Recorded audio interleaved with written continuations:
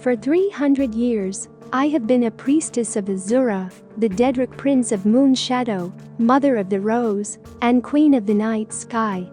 Every Hajjatham, which we celebrate on the 21st of first seed, we summon her for guidance, as well as to offer things of worth and beauty to Her Majesty.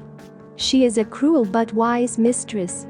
We do not invoke her on any Hajjatham troubled by thunderstorms, for those nights belong to the Mad One, Shio-Gorath, even if they do coincide with the occasion. Azura at such times understands our caution. Azura's invocation is a very personal one. I have been priestess to 3 other deadric princes, but Azura values the quality of her worshippers and the truth behind our adoration of her. When I was a dark elven maid of 16, I joined my grandmother's coven, worshippers of Molag Bal, the schemer prince. Blackmail, extortion, and bribery are as much the weapons of the witches of Molag Bal as is dark magic. The invocation of Molag Bal is held on the 20th of Evening Star, except during stormy weather.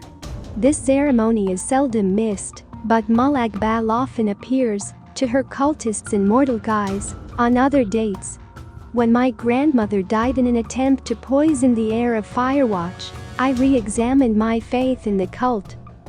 My brother was a warlock of the cult of Bowidia, and from what he told me, the dark warrior was closer to my spirit than the treacherous Molag Bal. Bowidia is a warrior princess who acts more overtly than any other Daedra. After years of skulking and scheming, it felt good to perform acts for a mistress which had direct, immediate consequences. Besides, I liked it that Bowidia was a Daedra of the Dark Elves. Our cult would summon her on the day we called the Gauntlet, the 2nd of Sun's dusk. Bloody competitions would be held in her honor, and the duels and battles would continue until 9 cultists were killed at the hands of other cultists. Bowidia cared little for her cultists. She only cared for our blood. I do think I saw her smile when I accidentally slew my brother in a sparring session. I think my horror greatly pleased her. I left the cult soon after that. Bowidia was too impersonal for me, too cold. I wanted a mistress of greater depth. For the next 18 years of my life, I worshipped no one. Instead, I read and researched. In an old and profane tome, I came upon the name of Nocturnal, Nocturnal the Night Mistress, Nocturnal the Unfathomable. As the book prescribed, I called to her on her holy day, the 3rd of Hearthfire. At last, I had found the personal mistress I had so long desired. I strove to understand her labyrinthine philosophy, the source of her mysterious pain.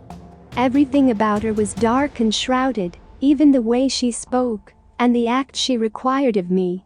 It took years for me to understand the simple fact that I could never understand Nocturnal. Her mystery was as essential to her as savagery was to Bowidia or treachery was to Molag Bal. To understand Nocturnal is to negate her, to pull back the curtains cloaking her realm of darkness. As much as I loved her, I recognized the futility of unraveling her enigmas. I turned instead to her sister, Azura. Azura is the only Daedric princess I have ever worshipped who seems to care about her followers. Molag Bal wanted my mind, Bowidia wanted my arms, and Nocturnal perhaps my curiosity. Azura wants all of that, and our love above all.